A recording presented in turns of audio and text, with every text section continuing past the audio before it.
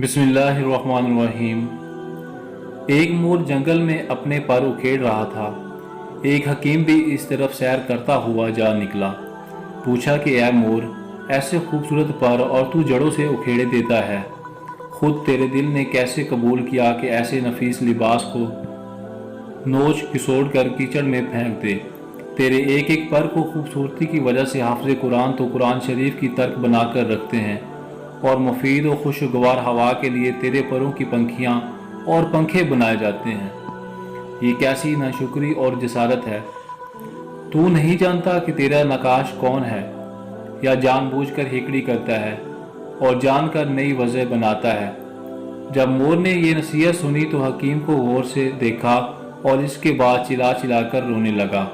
वो मोर ऐसी पुरदर्द आवाज़ से रोया कि सारे तमाशाई रो पड़े, और जिसने पर नोचने का सबब दरियाफ्त किया वो बगैर जवाब के पशेमान होकर देखने लगा कि मैंने नाहकी इससे पूछा, वो पहले ही गम से भरा हुआ था, मैंने और इससे छेड़ दिया।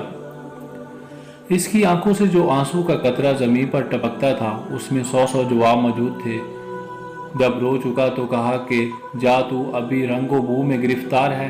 ये नहीं देखता कि इन्हीं परों के लिए हर तरफ से सैकड़ों बलाओं का नज़ूल मुझ पर होता है।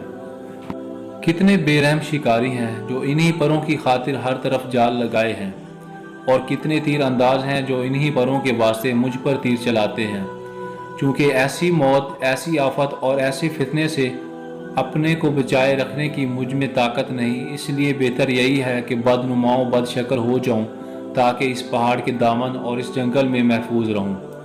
मेरे नज़दीक जान बारों पर से 1000 दर्जा बेहतर है, क्योंकि वो बाकी रहने वाली और जिस्म फना होने वाला है।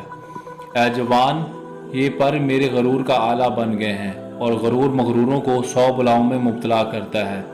ऐ अजीज़, सलामती चाहता है तो गरूर के असबाब को तर्क कर दे, यही तेरे लिए बेहतर है। जज़ाकल्लाह।